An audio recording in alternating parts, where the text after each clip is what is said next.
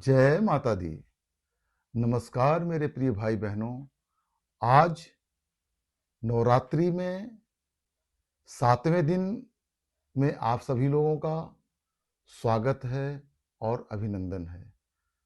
मैं घनश्याम पांडे, आप देख रहे हैं मेरा यूट्यूब चैनल BNK वैदिक विजडम स्टोरीज। इस चैनल में आप सभी लोगों का अभिनंदन, स्वागत एवं नमन है। इस चैनल पर हम आज आपको माँ भगवती की महिमा और सनातन धर्म से जुड़ी हुई प्रेरणादायक कथाएं सरल भाषा में प्रस्तुत करने का एक प्रयास है। अगर आपको आध्यात्मिक ज्ञान, पौराणिक कथाएं और सनातन धर्म से जुड़ी हुई पौराणिक कथाओं में रुचि है तो इस चैनल को सब्सक्राइब करें, लाइक करें और वीडियो को शेयर करें। जय माता दी। चलिए आइए अब हम माँ भगवती की चर्चा शुरू करते हैं। जय माता दी। जय माता दी।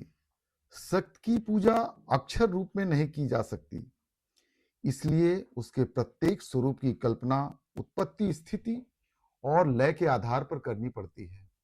वस्तुतः ये तीन भिन्न भिन्न देवियां नहीं हैं, वरन एक ही निराकार देवी की पूजा के लिए तीन स्वरूप हैं। इन शक्तियों के अनुरूप देव ब्रह्मा, विष्णु और महेश भी इसी प्रकार तीन अलग अलग देव नहीं हैं, वरन एक ही निराकार परमात्मा के तीन रूप कल्पित किए गए हैं। नवरात्र के उत्सव में जगत की इन तीन शक्तियों महाकाली, महालक्ष्मी और महासरस्वती की पूजा की जाती है। यूं भी कह सकते हैं कि महासरस्वती काल हैं, महाकाली प्रलय काल हैं और महालक्ष्मी सृष्टि काल हैं। यह परम प्रकृति की तीन विकृतियां। देवी का कालिका नाम क्यों पड़ा, इसका स्पष्टीकरण करते हुए कहा गया है कि पार्वती के शरीर कोश में से एक शिवा निकली, जिसके कारण देवी कृष्ण वर्ण हो गई और कालिका नाम पड़ा। इनका आद्य शक्ति महामाया के नाम से गुणगान किया जाता है। 10 महाविद्याओं में सबसे पहला नाम कालिका ही आता है। शिव की तरह काली की मूर्तियों के भी 8 भेद हैं, परंतु दक्षिणा अधिक प्रसिद्ध है। काली का रूप अत्यंत भयंकर है। उसके हाथों में खड्ग और नृमुंड है। धारा का प्रवाह, स्मशान में निवास, जलती चिता, सवासना, यह सभी काली के भयंकर रूप को प्रदर्शित करते हैं। उसकी वाह्यकृति में ध्वंस और प्रलय के दर्शन।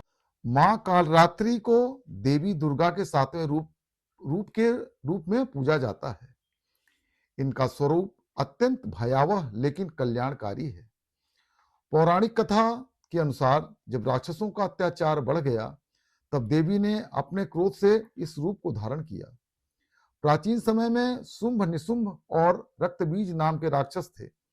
इन राक्षसों ने लोकों में आतंक मचा रखा था। इनके आतंक से सभी देवी देवता परेशान हो गए।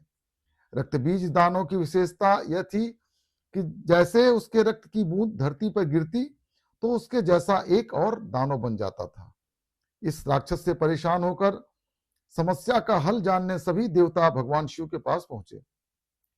भगवान शिव को ज्ञात था कि इस दानव का अंत माता पार्वती कर सकती हैं। जब महादेव ने मां पार्वती से इन राक्षसों का वध करने के लिए कहा, तो मां पार्वती ने मां दुर्गा का रूप धारण किया और शुंभ निशुंभ का वध कर दिया। लेकिन जब वध के लिए रक्त बीज की बारी आई, तो उसके शरीर के रक्त से लाखों की संख्या में रक्त बीज दैत्य उत्पन्न हो गए। ऐसे में दुर्गा ने अपने तेज से मां कालरात्रि को उत्पन्न किया। इसके पश्चात मां दुर्गा ने दैत्य रक्त बीज का वध किया। मां कालरात्रि ने उसके शरीर से निकलने वाले रक्त को जमीन पर गिरने से पहले ही अपने मुख में भर लिया। इस तरह रक्त बीज का अंत हुआ। इस रूप में मां पार्वती कालरात्रि कहलाई। मां कालरात्रि के कुछ मंत्र हैं। पहला मंत्र है, एक वेणी जपा करण पूरा नग्ना खरा स्थिता, लंबोष्टि कर्णिका करणी तैलाभ्यक्त शरीरिणी, वाम पदोल सल्लोह लता कंटक भूषणा, वर्धन मूरध ध्वजा कृष्णा काल रात्रि भयंकरी। दूसरा स्तोत्र है क्लीं ऐं श्री कालिकायै नमः। क्लीं ऐं श्री कालिकाय नमः। तीसरा मंत्र है या देवी सर्वभूतेषु मां काल रूपेण संस्थिता नमस्तस्यै नमस्तस्यै नमस्तस्यै नमो नमः।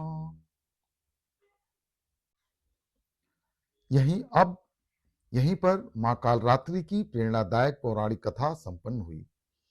अगले दिन हम आपको महागौरी की पौराणिक कथा का श्रवण माता का दर्शन कराएंगे। अगर आपको हमारा वीडियो पसंद आया हो तो कृपया चैनल को सब्सक्राइब, लाइक कीजिए और वीडियो को शेयर कीजिए। जय माता दी।